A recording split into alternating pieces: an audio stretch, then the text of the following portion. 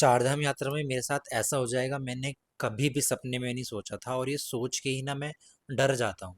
नमस्कार दोस्तों, मेरे YouTube चैनल ट्रैवल विद एडविश में आपका स्वागत है। मेरा नाम प्रभात है और इस समय मैं हूँ बद्रीनाथ में।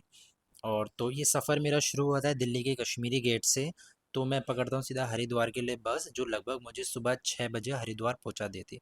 अब वहाँ से चैलेंज मेरे लिए ये था कि मुझे बद्रीनाथ के लिए डायरेक्ट बस देखनी थी। अब डायरेक्ट तो बस मिली नहीं, तो वहाँ से मैं क्या करता हूँ, मैं सीधा पकड़ता हूँ जोशीमठ के लिए बस।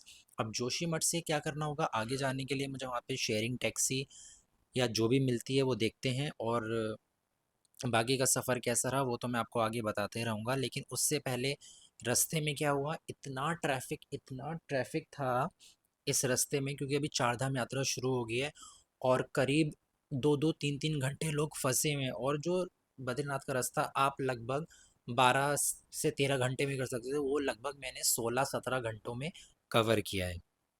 तो अब जैसे तैसे करके मैं बद्रीनाथ तो पहुंच ही जाता हूँ। तो सबसे पहले मैं वहाँ पे भंडारे में लग के मैंने भंडारे में भंडारा खाया। भंडारा खाने के बाद सबसे पहले मैंने अपना होटल लिया। होटल में चेक इन करने के बाद थोड़ा फ्रेशन अप होके मैं मंदिर को दोबारा एक बार देखता हूँ, क्योंकि इस समय वहाँ पे ओपनिंग सेरेमनी की तैयारी हो रही है, और मैं जब पहुँचा हूँ उससे अगले दिन अब वहाँ पे ओपनिंग सेरेमनी है। और मुझे सुबह लगभग 3:30 बजे लाइन में लगना है दर्शन के लिए। तो अब समय है होटल में जाके सोने का।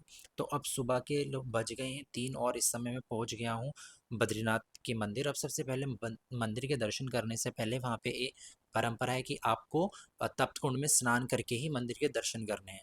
तो तप्त कुंड में स्नान हो गया, अब इसके बाद हम जाते हैं सीधा दर्शन करने, लाइन में लग जाते हैं।